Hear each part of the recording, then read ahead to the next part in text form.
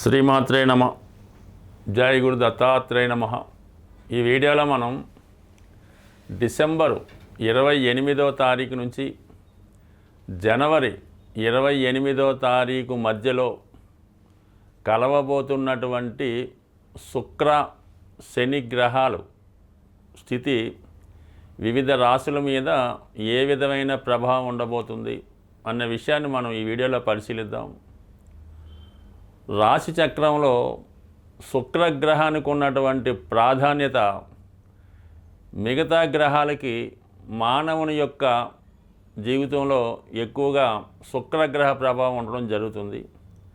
ఒక మానవుడు జీవితంలో ఆనందంగా ఉండాలన్నా, వివాహ సౌఖ్యం పొందాలన్నా, తన కోరికలు తీరాలన్నా, అసలు వివాహం తొందరగా జరగాలన్నా, అసలు వివాహం జరగకపోవడానికి కూడా శుక్రగ్రహమే కారణమవుతుంటాడు. కాబట్టి మరి ఈ శుక్రగ్రహ ప్రభావం వ్యక్తిగత జాతకాలపైన గోచారరీత్యా ఎక్కువగా ఉండడం జరుగుతూ ఉంటుంది. అంటే సాధారణంగా మీ అందరికీ తెలుసు, మరి గురు మౌఢ్యం వచ్చినప్పుడు వివాహాలు శుభకార్యాలు నిర్వహించడం మానేస్తుంటారు. అలాగే శుక్రమౌఢ్యం వచ్చినప్పుడు కూడా ఫర్ ది సేమ్ టైం వివాహాలు చేయడం అన్నది సాధారణంగా జరగదు. అంటే దాన్ని బట్టి మీకు శుక్రుని యొక్క ప్రాధాన్యత అర్థమవుతుంది కదా. అలాగే ముఖ్యంగా శుక్రుడు కంబస్ట్ అయి ఉండగా బలహీనంగా ఉన్నప్పుడు చేసినటువంటి వివాహాలు సక్సెస్ కాకపోవడం, అదే సమయంలో ప్రారంభించినటువంటి వ్యాపారాలు నష్టాలు చవిచూడడం జరుగుతూ ఉంటుంది. సో అంత ప్రాధాన్యం ఉన్నటువంటి శుక్రగ్రహం జాతకుడు పుట్టినప్పుడు ఏ రాశిలో ఉన్నాడు, ఏ గ్రహంతో కలిసి ఉన్నాడు అనే విషయాన్ని బట్టి జాతకుడి యొక్క ఆర్థిక స్థితి, అతని ఉద్యోగం, సంపాదన, అతని నడవడిక, ధరించే వస్త్రాలు, బంగారు ఆభరణాలు, అతను నివసిస్తున్నటువంటి గృహం, వాహనం ఇవన్నీ కూడా జాతకుడు పుట్టినప్పుడు శుక్రగ్రహ స్థితిని బట్టి ఆధారపడి ఉండడం జరుగుతూ ఉంటుంది. సో అలాగే శుక్రుడు పాపగ్రహాలతో కలిసి ఉన్న మరి కంబస్ట్ అయినా కూడా వివాహం ఆలస్యం అవడం జరుగుతుంటుంది. అలాగే సూర్యునికి శుక్రునికి మధ్య ఉన్నటువంటి గమనాన్ని, అంటే మధ్య ఉన్నటువంటి దూరాన్ని బట్టి, అలాగే జాతకుడు జన్మించినప్పుడు శుక్రుడు రవిగ్రహానికి ముందు ప్రయాణిస్తున్నాడా లేదా రవిగ్రహానికి వెనకాతల ప్రయాణం చేస్తున్నాడా అన్న విషయం కూడా జాతకుడు యొక్క ఆర్థిక స్థితి మీద ఆధారపడి ఉంటుంది. వ్యక్తిగతంగా జాతకుడు పుట్టినప్పుడు జాతకుడు యొక్క ఆస్తిపాస్తులు, జీవన విధానంతో పాటు వాళ్ళ తండ్రి గారి యొక్క ఆస్తి ఏ విధంగా ఉంటుంది, ఆ తండ్రి గారు ధనాన్ని ఏ విధంగా సంపాదించగలిగాడు అన్న విషయం కూడా ఈ జాతకుడి యొక్క జాతకంలో కనబడుతూ ఉంటుంది. అంటే ఓవరాల్గా శుక్రుని యొక్క స్థితిని బట్టే జాతకం ఆధారపడి ఉంటుంది. అంటే జాతకంలో శుక్రగ్రహం యాక్టివేట్ అవ్వడం జరుగుతుంటుంది అన్నమాట. ఒకసారి ఏంటంటే సాధారణంగా జాతకుడికి వివాహం జరిగిన తర్వాత శుక్రుడు యాక్టివేట్ అవ్వడం జరుగుతుంటుంది. సాధారణంగా శుక్రుడు బలంగా ఉంటే మరి జాతకుడికి వివాహం అయిన తర్వాత శుక్రగ్రహం యాక్టివేట్ అయ్యి జాతకుడికి మంచి సౌకర్యాల్ని, అలాగే మంచి ఉద్యోగాన్ని, ధనభోగాన్ని, మంచి సౌకర్యాలు ఇవ్వడం జరుగుతూ ఉంటుంది అన్నమాట. అలాగే ఇంకోసారి వివాహం అయిన తర్వాత పంచమంలో శుక్రుడు బలంగా ఉన్న ప్రథమ కుమార్తె జన్మించిన తర్వాత కూడా శుక్రుడు యాక్టివేట్ అవుతూ ఉంటాడు. అంటే మొత్తం మీద జాతకుడి యొక్క జన్మచక్రంలో శుక్రుని యొక్క స్థితిని బట్టి ఎటువంటి భార్య వస్తుంది, ఆ భార్య ఏ విధంగా ఆరోగ్యం ఉంటుంది, నడవడిక ఉంటుంది, ఆయుష్ ఉంటుంది చెప్తూ ఉంటుంది. అలాగే కుమార్తె యొక్క వివాహం, ఆమె యొక్క అభివృద్ధి కూడా చెప్తూ ఉంటుంది. మొత్తం మీద కుటుంబంలో ఉన్నటువంటి అందరు స్త్రీల గురించి జాతకుడి యొక్క జన్మజాతకంలో ఈ శుక్రుడు వివిధ గ్రహాలతో కలిసి ఉన్నప్పుడు ఉన్నటువంటి స్థితి కూడా చెప్పడం జరుగుతూ ఉంటుంది. బట్ ఏదైనా ఒకటి జన్మజాతకంలో శుక్రుడు బలంగా ఉంటే వారి కుటుంబంలో స్త్రీలు సంతోషంగా ఉంటారు.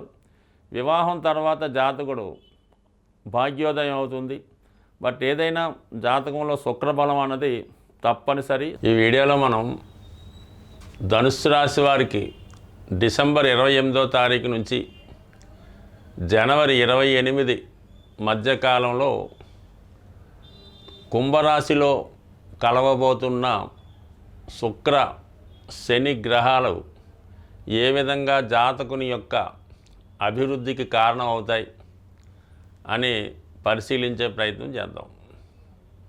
ముందుగా ధనుస్సు రాశి వారికి శుక్రుడు షష్ఠ లాభాధిపతిగా మరి ఒక విధంగా మరి మంచి ఆదాయాన్ని విజయాన్ని ఇచ్చే గ్రహం.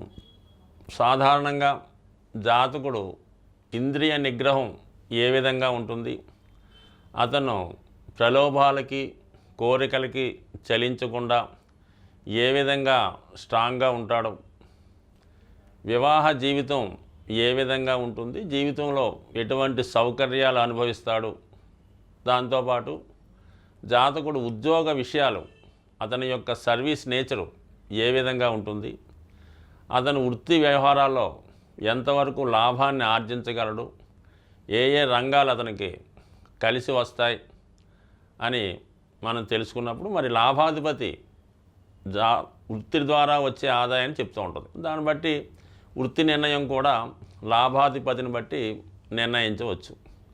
అదేవిధంగా మరి ఈ ధనుసు రాశి వారి యొక్క జన్మజాతకంలో ఈ శుక్రుడు శని భగవానుడితో కలిసి ఉన్నప్పుడు వాళ్ళు ఎక్కువగా ప్రభుత్వ ఉద్యోగాలు, బ్యాంకింగు, ఫైనాన్సు, ఆటోమొబైల్ రంగాల్లో బాగా రాణించగలుగుతూ ఉంటారు.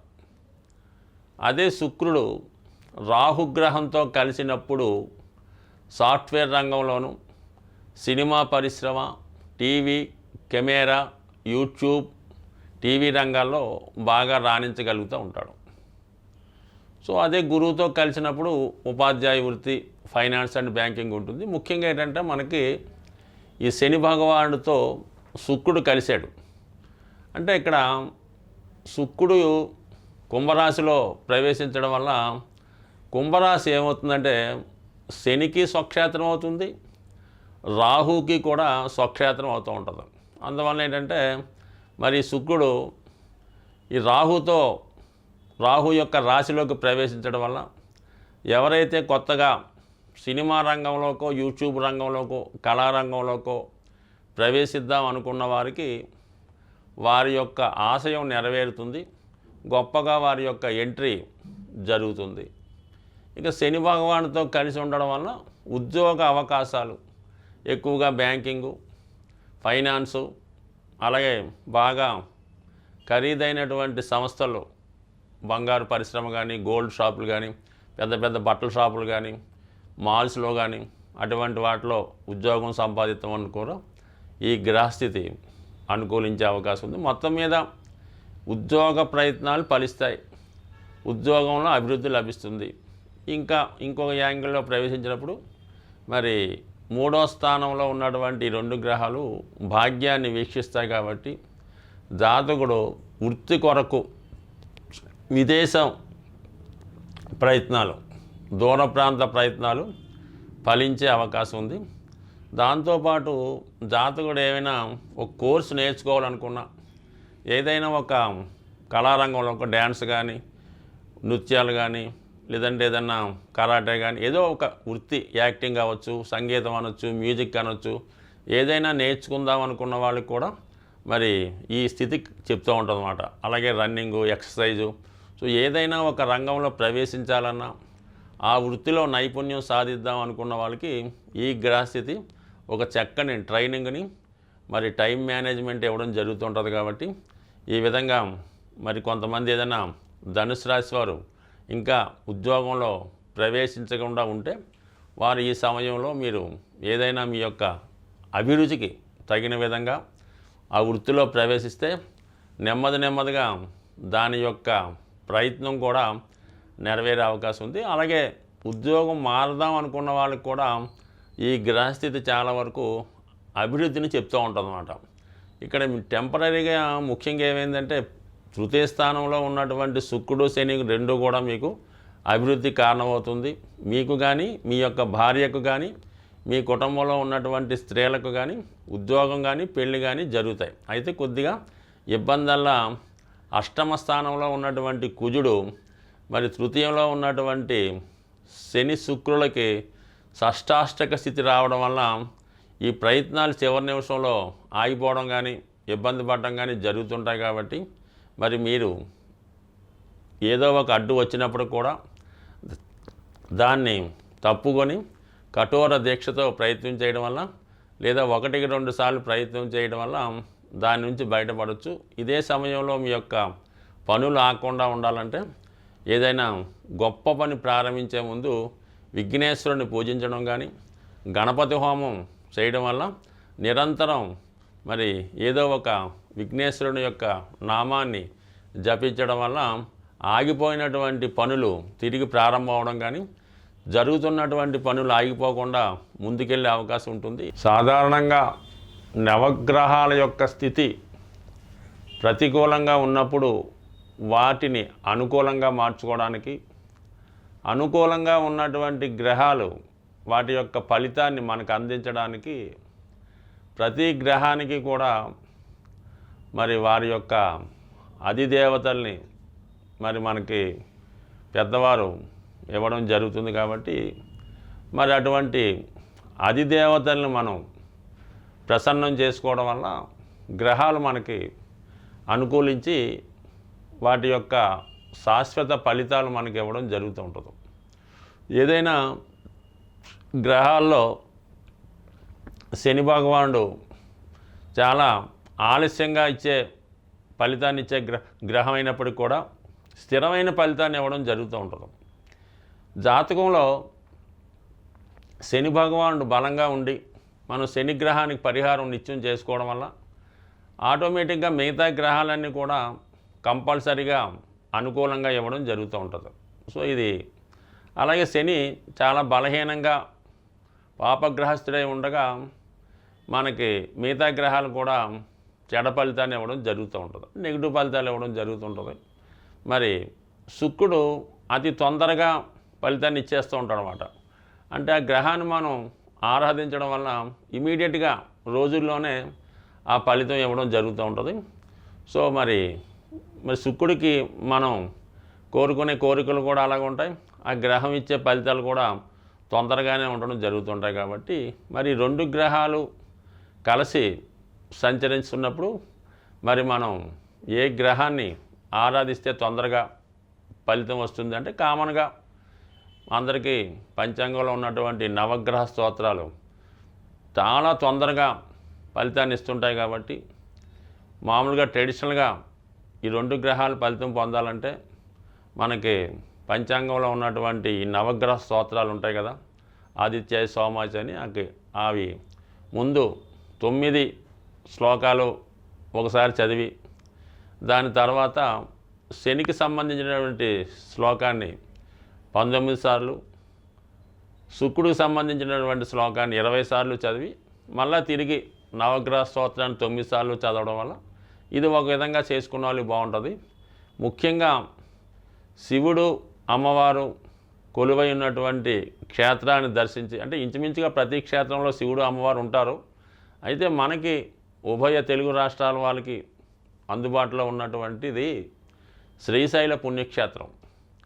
అటువంటి పుణ్యక్షేత్రంలో మరి మనకి మీరు ఈ 2 గ్రహాలు కలిసి కుంభరాశిలో సంచరిస్తుండగా, అంటే జనవరి 28 వరకు డిసెంబర్ 28 నుంచి మీరు వీలైతే మీకు ఇటువంటి శ్రీశైలాన్ని దర్శించుకొని అక్కడ ఏదో విధంగా ఒక రాత్రి బస చేయడం, వీలైతే చండీ హోమం, శివునికి అభిషేకం వారి వారి స్థాయిని బట్టి చేసుకోవడం మంచిది. లేనివారు మీ యొక్క గ్రామంలోనో సమీపంలో ఉన్నటువంటి ఈ పంచారామాలు కానీ ఈ ఏదో ఒక శివక్షేత్రాన్ని దర్శించి విధి విధానంగా శివునికి అభిషేకం, అమ్మవారికి కుంకుమర్చన చేసుకోవడం వల్ల ఖచ్చితంగా, అంటే శివుడు అనుగ్రహిస్తే ఏ గ్రహం అనుగ్రహించినట్టు ఫలితాన్ని ఇవ్వడం జరుగుతుంది.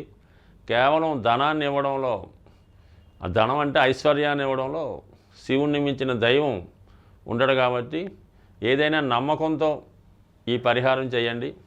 అలాగే మీరు ఏదో ఒక రుద్రాక్ష ఈ నెల రోజులు ధరించే ప్రయత్నం చేయండి. అలాగే విభూతి ధారణ వల్ల మీ యొక్క సమస్త కోరికలు నెరవేరి శాశ్వతమైనటువంటి ఐశ్వర్యాన్ని, లక్ష్మీ కటాక్షాన్ని పొందే అవకాశం ఉంటుంది. స్వస్తి.